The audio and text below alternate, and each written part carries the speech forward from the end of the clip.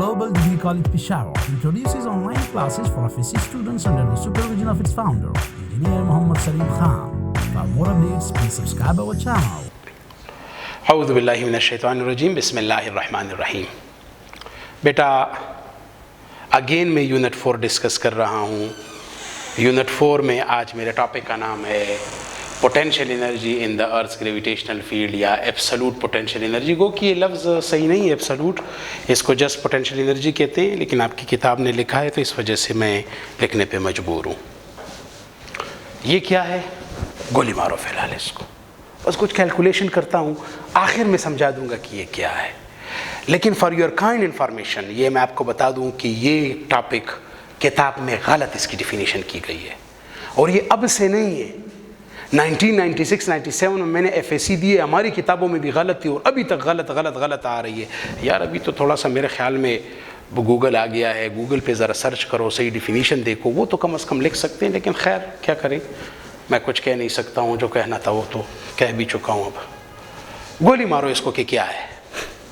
Suppose बेटा मैं Newton's law of gravitation आप लोगों ने पढ़ा होगा कि ज़मीन कोई भी दो बॉडीज़ होंगी, एक का मैस है m1, एक का मैस है m2, और दोनों के सेंटर्स के दरमियान फासला है r, तो उनके दरमियान फोर्स ऑफ अट्रैक्शन होती है, जिसका फार्मूला ये है।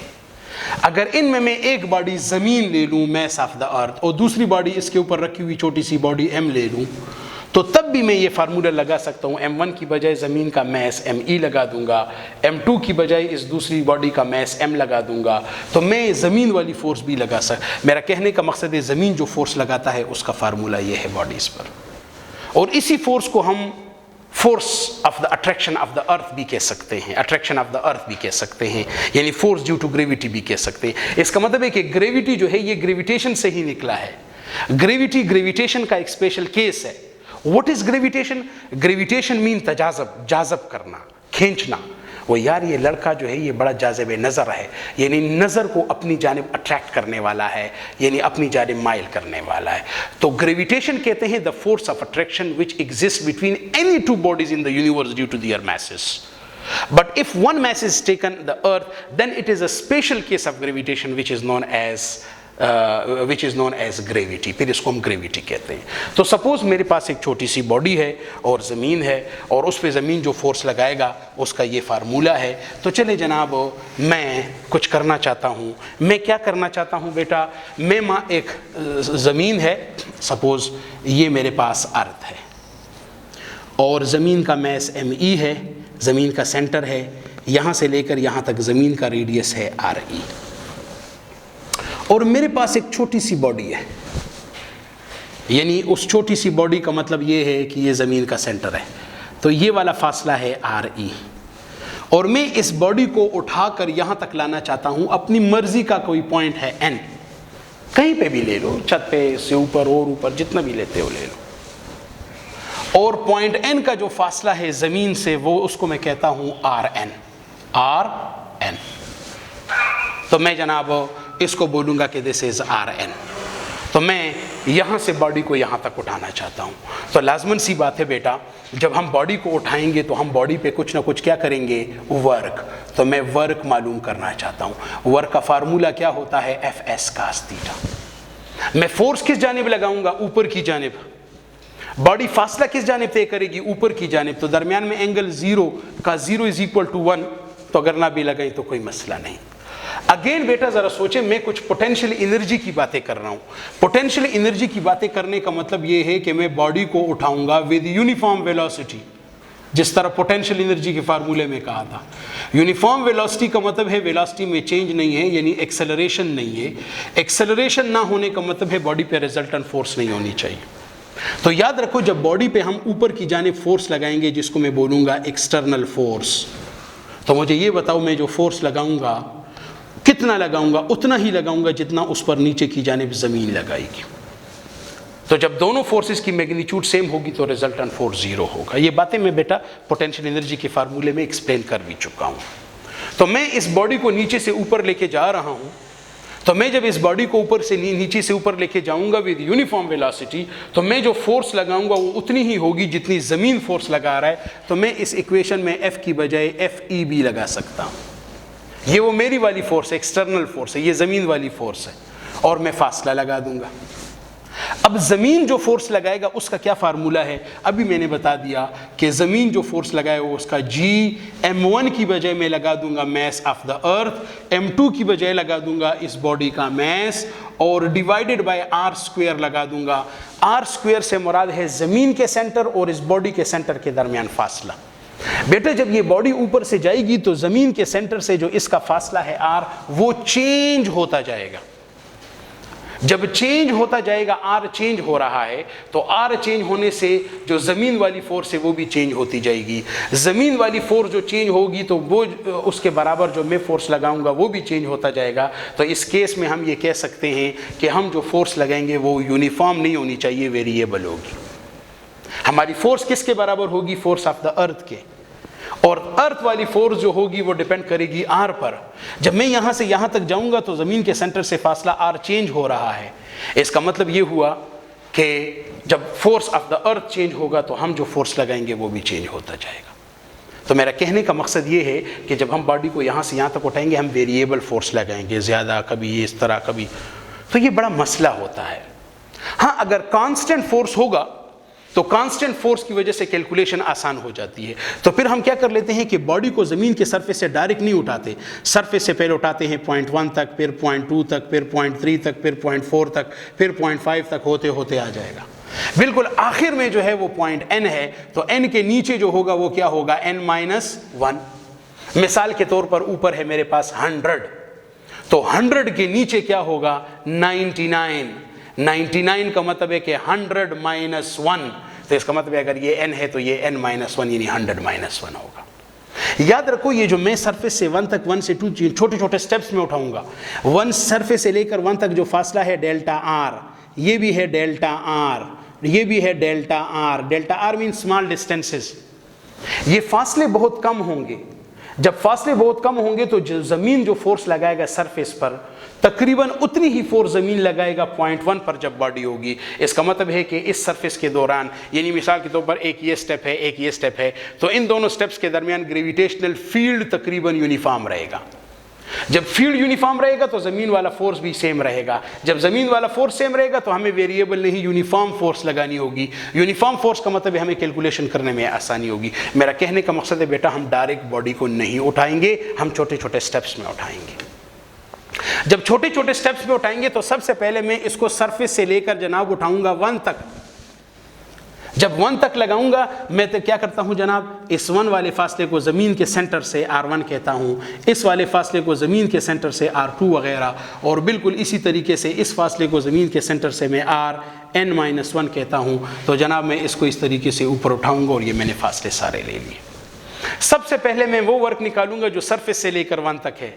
तो वर्क का फार्मूला है Fs cos थीटा। मैं फोर्स लगा रहा हूं ऊपर, फासला तय हो रहा है ऊपर, बॉडी ऊपर जा रही है, तो जनाब दरमियान में एंगल 0 है, cos 0 = 1। मैं जो फोर्स लगाऊंगा वो ज़मीन वाले फोर्स के बराबर होगी, because the body should be lifted with uniform velocity.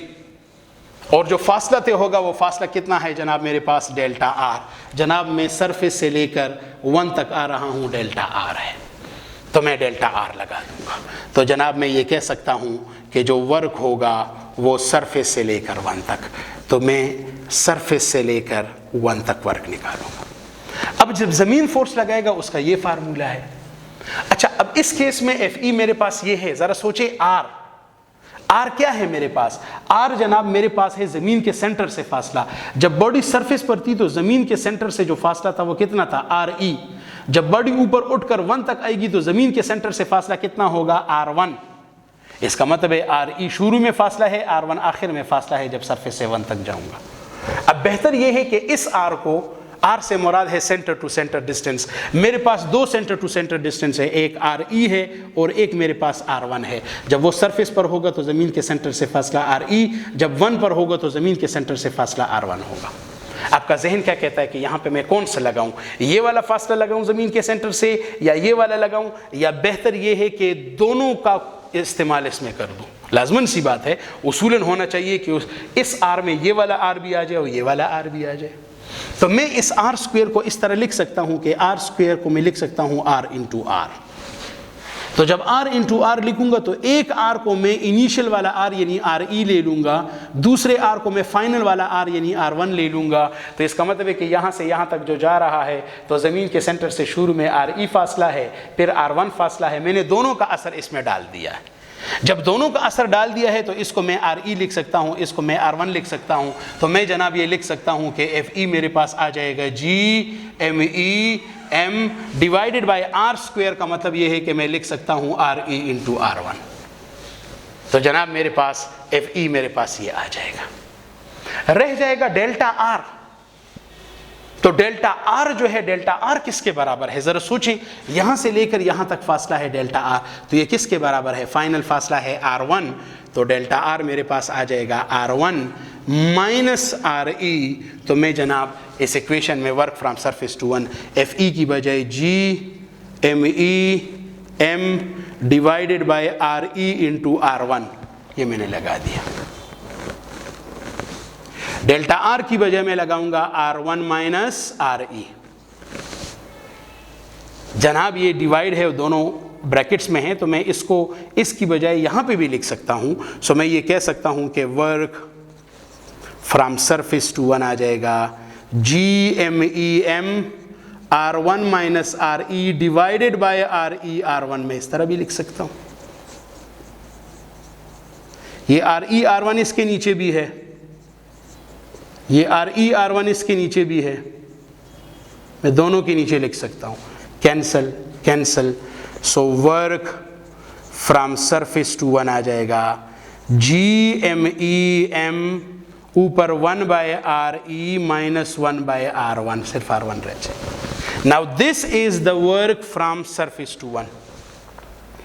इसी तरीके से मैं वर्क निकालूंगा फ्रॉम 1 टू 2। पहले सरफेस से 1 तक आया है, अब 1 से 2 तक जाएगा। तो बिल्कुल इसी की देखा देखी GMEM।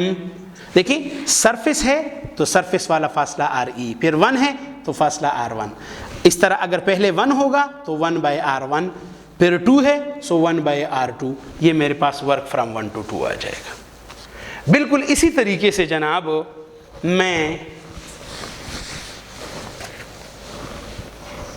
निकालूंगा वर्क फ्रॉम 2 से 3 तक। तो GMEM 1 by R2 minus 1 by R3 and so on, जितने भी स्टेप्स हैं। बिल्कुल last step work from n minus 1 से लेकर n तक GMEM 1 by R n minus 1 minus 1 by RN। जनाब मैं टोटल वर्क निकालना चाहता हूं जो सरफेस से लेकर n तक होगा। इन सब को आप इसमें प्लस कर दो। जब सबको प्लस कर दोगे GMEM ये सब में कॉमन आ जाएगा। ब्रैकेट में यहां पे रह जाएगा 1 by RE minus 1 by R1, यहां रह जाएगा plus 1 by R1 minus 1 by R2, यहां रह जाएगा plus 1 by R2 minus 1 by, यानी प्लस माइनस होते होते आखिर में ये रह जाएगा plus 1 by RN minus 1 minus 1 by RN, minus 1 by R1 plus 1 by R1, minus 1 by R2 plus minus plus minus plus minus plus, सिर्फ स्टार्ट और आखिर रह जाएगा। सो वर्क आ जाएगा from surface to n GMEM 1 by RE minus 1 by RN। यही work मैं निकालना चाह रहा था, मैंने निकाल लिया। लेकिन इस वर्क को मज़ीद आगे लेकर जाने से पहले जितना ये काम किया है थोड़ा सा रिवाइज करा दूं ताकि आप लोगों को सही तरीके से समझ आ जाए, फिर उसके बाद इस पे कुछ डिस्कशन करूंगा। तो मैं क्या कहूँगा, let us consider a body of mass m which is present on the earth's surface. Suppose the body has to be lifted from the earth's surface to point n. The body will be lifted from surface to point n into small steps. The steps are so small that the gravitational field is almost remains constant across each step. In order to lift the body from surface to point 1, I will do some work on the body. Work का formula है force into displacement, force ऊपर है, फासला ऊपर होगा, दरमियान में angle 0 का 0 इज 1। मैं जो फोर्स लगाऊंगा वो जमीन वाले फोर्स के बराबर होगी, because the body should be lifted with uniform velocity. जमीन वाला force GMEM divided bye r square है, तो मैं r स्क्वायर को इस तरह भी लिख सकता हूं, r इंटू r, 2 दफ़ा r लिखूंगा, तो एक दफ़ा r का मैं इनिशियल वाला r, दूसरा वाला r1, क्योंकि मैं सरफेस से लेकर 1 तक जा रहा हूं, तो शुरू में सरफेस पर होगा तो फासला ज़मीन के सेंटर से re होगा, फिर 1 होगा तो r1 होगा, तो मैंने दोनों वाले असर इसमें डाल दिए। तो जनाब मैं FE की बजाय GMEM डिवाइड डेल्टा r कितना बराबर होगा, r1 माइनस re, इसको इसके नीचे लिखो, फिर इसको अलग अलग लिख कर वर्क फ्रॉम सरफेस टू 1 आ जाएगा। Similarly work from 1 to 2, 2 to 3 and so on. Total work निकालने के लिए सबको प्लस करो, ये आ जाएगा। जनाब जब ये टोटल वर्क निकल आएगा तो मैं इसी टोटल वर्क पे अब कुछ डिस्कशन करना चाहता हूं। जरा सोचिए, ये कौन सा वर्क है? ये वो वर्क है जो सरफेस से लेकर n तक किसी बॉडी को ऊपर उठाने में किया जाता है। अब n कहाँ है? मेरी अपनी मर्जी है। मैं ये चाहता हूं कि n को मैं इन्फिनिटी पे ले लूं, बहुत दूर ले लूं जहां तक जमीन का असर महसूस नहीं किया जा सकता, तो फिर मैं कहूंगा work from surface to infinity. इस इक्वेशन में n की बजाय इन्फिनिटी कर दो, so GMEM 1 by RE minus 1 by infinity. Infinity का मतलब है कि ये पॉइंट बहुत दूर है जहां तक पहुंचा नहीं जा सकता। Rn से मुराद है पॉइंट n का फासला जमीन के सेंटर से, ये Rn। तो जब पॉइंट n बहुत दूर होगा तो ये फासला भी बहुत ज्यादा होगा। अगर पॉइंट n इतना दूर है कि जहां तक पहुंचा नहीं जा सकता, तो ये Rn फासला भी इतना ज्यादा होगा जिसको नापा नहीं जा सकता, तो फिर Rn की बजाय तुम लगा दो इन्फिनिटी। तो मैं लिख सकता हूं work from surface to infinity GMEM 1 by RE minus 1 by infinity is 0। तो जनाब 0 ख़त्म हो जाएगा, work from surface to infinity मेरे पास ये आ जाएगा, नीचे RE आ जाएगा। Now this is the work done in lifting the body from the earth surface to infinity.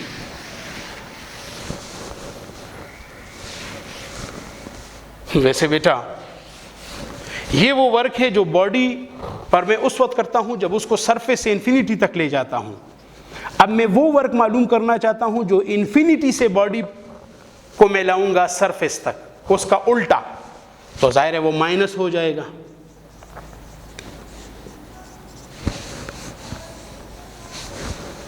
Minus क्यों होगा?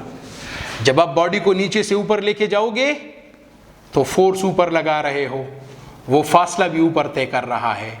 इसका मतलब है दरमियान में एंगल, वो जो वर्क का मेन फार्मूला था FS cos थीटा, वो 0 है का 0 इज 1 आ रहा है। लेकिन अब मैं ऊपर से नीचे ला रहा हूं, लेकिन शर्त वही होगी विद यूनिफॉर्म वेलोसिटी। याद रखो बेटा, ऊपर से नीचे अगर मैं इसको इस तरह फेंकूंगा तो छोड़ूंगा तो वो यूनिफॉर्म वेलोसिटी से नहीं आएगा, वो तो वेलोसिटी बढ़ रही है, मैंने यूनिफॉर्म वेलोसिटी से लाना है। यूनिफॉर्म वेलोसिटी का मतलब है कि मैं मार्कर को छोड़ूंगा नहीं, बल्कि मार्कर को हाथ में इस तरह रखकर इस तरह करूंगा।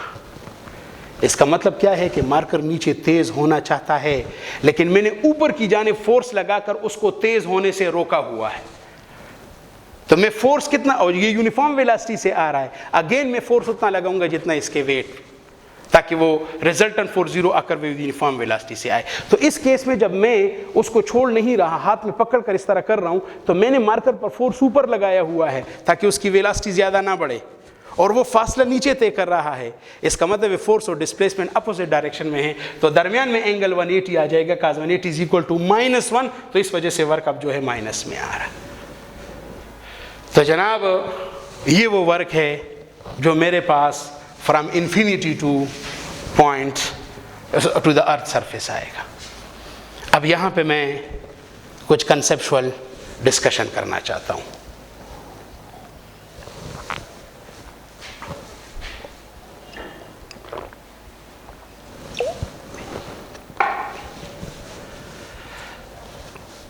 बेटा पोटेंशियल एनर्जी वाला टॉपिक याद होगा आपको, उसमें मैंने एक मिसाल दी थी। मैंने क्या कहा था कि ये मार्कर यहाँ पे मैं छोड़ता हूँ तो ये नीचे चला जाता है। क्यों नीचे चला जाता है? मैंने क्या कहा था? मैंने कहा था क्योंकि ये यहाँ पे खुश नहीं है। मैंने कहा था कि ये कहाँ पे खुश होगा? ज़मीन के सरफेस पर, क्योंकि ज़मीन की सरफेस इसकी एक्चुअल पोजीशन है। मैंने इस तरह कहा था, लेकिन अब मैं यहाँ पे पहुँच कर ये कहता हूँ कि वो मैंने गलत कहा था। बाज़ औक़ात हमें गलत भी कहना पड़ता है स्टूडेंट्स को समझाने की। गलत मैंने क्यों कहा था? अगर तुम सोचो तो ज़मीन के सरफेस पे भी मारकर खुश नहीं है। ज़मीन के सरफेस पे भी हरकत करना चाहता है, लेकिन ज़मीन की सरफेस ने उसको रोका हुआ है। अगर ज़मीन की सरफेस ना होती तो फिर तो यहाँ पे भी खुश नहीं है, नीचे चला जाता। इसका मतलब है कि ज़मीन की असल जगह बॉडी की असल जगह ज़मीन की सरफेस भी नहीं है। तो फिर बॉडी की असल जगह कौन सी है? बेटा, बॉडी की असल जगह इन्फिनिटी है। जहाँ पे ज़मीन का ग्रेविटेशनल फील्ड नहीं है, वहाँ पे अगर मैं बॉडी को रखूँगा तो बॉडी बिल्कुल हरकत नहीं करेगी।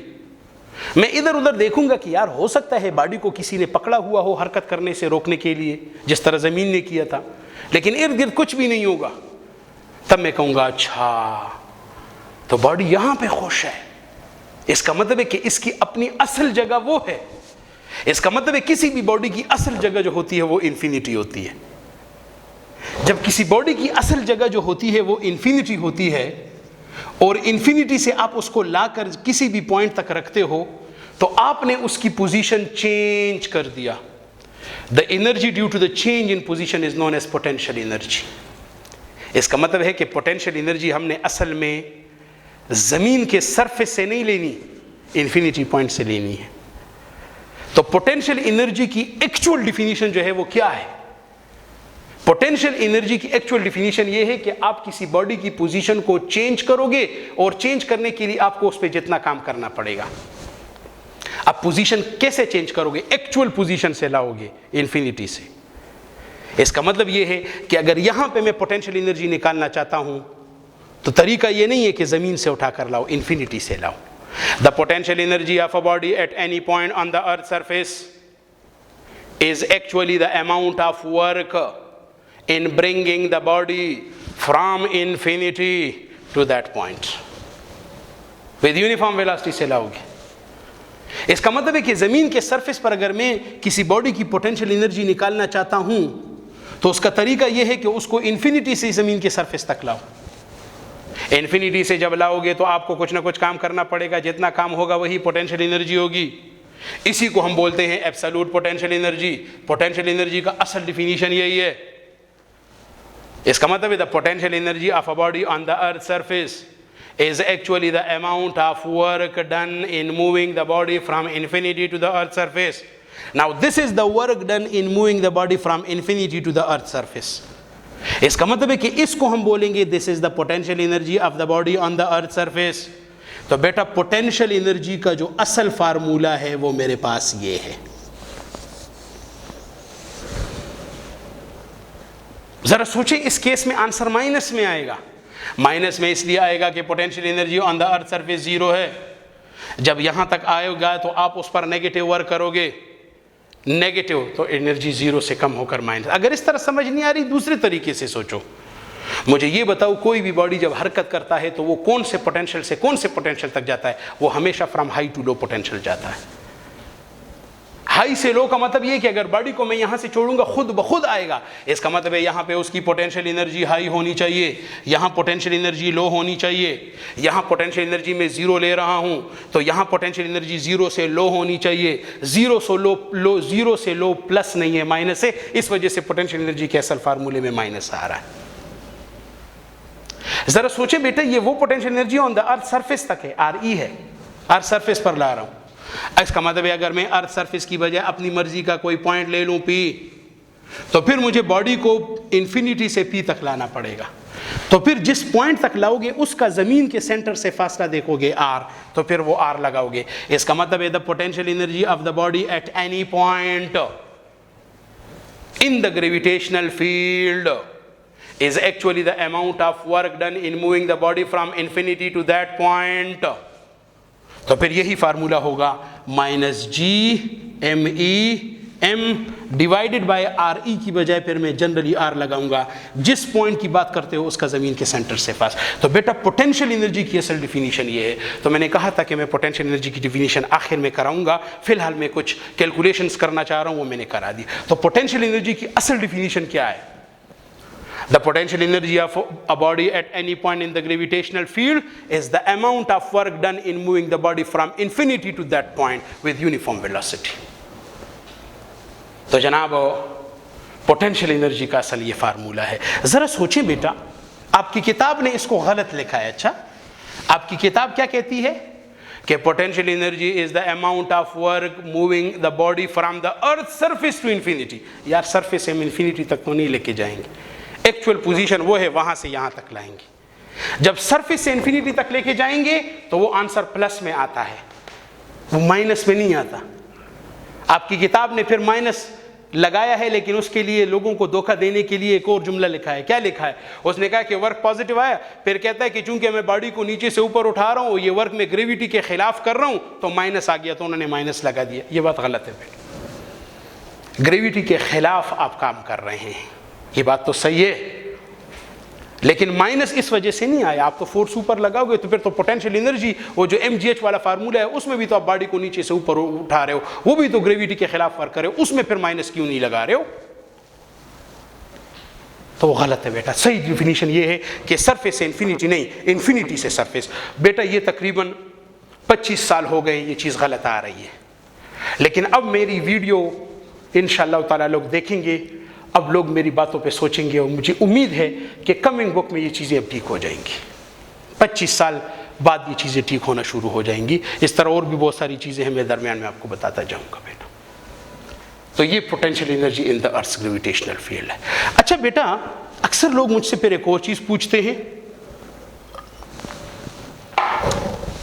इसका मतलब तो ये हुआ कि अगर मैं ज़मीन के सरफेस पर पोटेंशियल एनर्जी देखूंगा इस फार्मूले से, तो कुछ ना कुछ आंसर आ जाएगा। सपोज जितना भी होता है कुछ आ जाएगा। लेकिन अगर मैं इस फार्मूले से देखूंगा mgh, तो वहां से पोटेंशियल एनर्जी 0 आती है। इसका मतलब है दोनों फार्मूलों से आंसर सेम नहीं आ रहा। फिर तो इसका मतलब है कि दोनों में एक गलत है एक सही है। नहीं, ये बात भी गलत, ये भी मतलब ये बात सही नहीं है, दोनों सही है बेटा। एक्चुअली जो पोटेंशियल एनर्जी का ये फार्मूला है mgh, याद रखिए बेटा ये फार्मूला सही है, यानी गलत नहीं है। लेकिन मसला ये है कि ये फार्मूला है तो सही, लेकिन असली नहीं है, यानी ये नकली है। मिसाल के तौर पर बच्चों के पास एक छोटी सी गाड़ी होती है तो वो गाड़ी है तो सही, वो गाड़ी है, लेकिन वो असली गाड़ी नहीं है, नकली है। कैसे? मेरा कहने का मकसद ये है, मैं सपोज कर रहा हूं, सपोज सिर्फ समझाने के लिए बेटा, सपोज कर रहा हूं कि पोटेंशियल एनर्जी पे जो एक्चुअल इक्वेशन है वो ये है, ये वाली। तो सपोज पोटेंशियल एनर्जी यहां पे आ जाती है -10 जूल, मैं सपोज कर रहा हूं। और फिर मैं ऊपर चला जाता हूं, दूसरा पॉइंट ले लेता हूं, ये A है और ये B है। यहाँ पे पोटेंशियल एनर्जी इससे ज़्यादा हो जाएगी, सपोज -6 जूल हो जाएगी।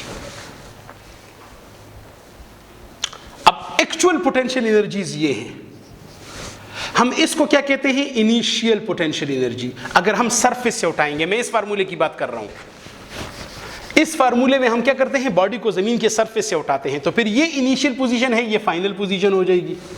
अब अगर मैं चेंज इन पोटेंशियल एनर्जी निकालूंगा, final potential energy -6 minus initial potential energy -10 minus minus plus, तो आंसर आ जाएगा 4 जूल। इसका मतलब है कि इन दोनों पॉइंट्स के दरमियान पोटेंशियल एनर्जी में चेंज 4 जूल है। याद रखो, ये चेंज जो होता है ये असल में इस फार्मूले से आता है। इसका मतलब है कि ये जो फार्मूला है पोटेंशियल एनर्जी mgh, ये भी सही है, ये भी गलत नहीं है, लेकिन असल नहीं है, असल वैल्यू कुछ और थी। असल में ये पोटेंशियल एनर्जी नहीं है, असल में ये चेंज इन पोटेंशियल एनर्जी है। अगर मैं इस तरह लिखूं, change in potential energy is equal to mgh, इस इक्वेशन को। चेंज का क्या मतलब है? Final potential energy minus initial potential energy. अब मैं बॉडी को कहां से उठा रहा हूं? इस फार्मूले में हम बॉडी को उठाते हैं जमीन के सरफेस से, तो ये इनिशियल है। अच्छा, इनिशियल है कितनी? -10। अगर इस -10 को मैं सपोज कर लूं 0 है, सपोज,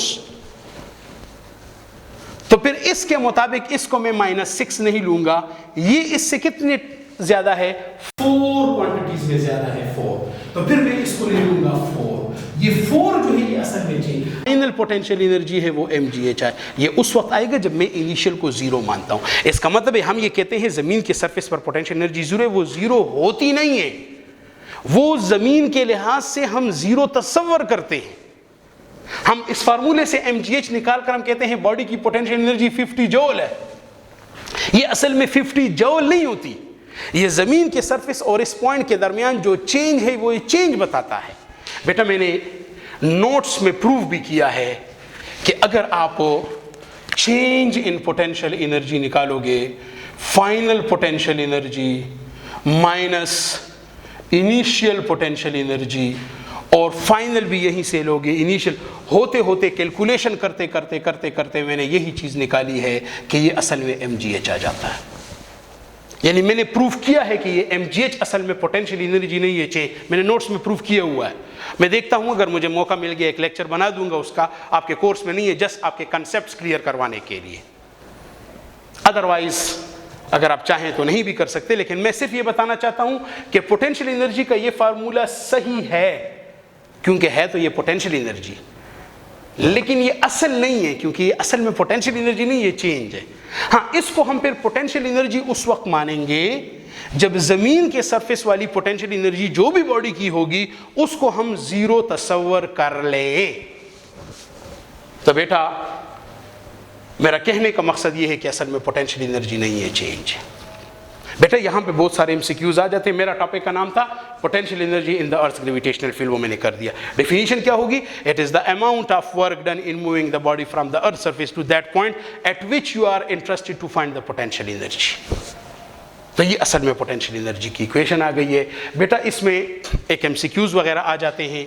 मुझे ये बताएं, एक्चुअल फार्मूला तो ये है, तो आपने यहां से आंसर निकालना होगा। मुझे ये बताएं मैक्सिमम पोटेंशियल एनर्जी किसी बॉडी की कहां पे होगी? जनाब मैक्सिमम पोटेंशियल एनर्जी किसी बॉडी के इन्फिनिटी पर होगी, और वो कितनी होगी? 0, क्योंकि यहाँ पे जितने भी हैं वो माइनस में है, -10, -8 वगैरह वगैरह। इसका मतलब है आपके पास एक ये भी MCQs आ सकता है एंट्री टेस्ट में, what is the maximum potential energy which a body can have in the gravitational field? उनमें एक ऑप्शन इन्फिनिटी भी होगा, एक ऑप्शन 0 भी होगा। लोग कहेंगे जनाब जब हम ऊपर लेके जाते हैं पोटेंशियल एनर्जी बढ़ती है तो वो तो इन्फिनिटी हो जाएगी, बहुत सारे इन्फिनिटी लगा देंगे। ये गलत है। ठीक है, बढ़ती है, लेकिन माइनस निशान बढ़ता है, तो -10 को बढ़ाओ, -9 बढ़ाओ, -8 बढ़ाओ, -7 बढ़ाओ, होते होते 0। The maximum potential energy which a body can have in the gravitational field is 0, and where this maximum potential energy of a body will have, it will be in infinity. ये भी हो सकता है कि कौन से पॉइंट पर potential energy maximum होगी? On the earth surface, at the centre of the earth, at infinity. मुख्तलिफ ऑप्शंस आपको एंट्री टेस्ट में दे सकते हैं। तो इन्फिनिटी पर होगी, उसकी वैल्यू 0 होगी। तो जनाब मेरा टॉपिक का नाम था एब्सोल्यूट पोटेंशियल एनर्जी, या एक्चुअल जो फार्मूला है वो ये है। तो जनाब मैंने आपको यही करवाना था। थैंक यू बेटा, थैंक यू, अल्लाह हाफिज़।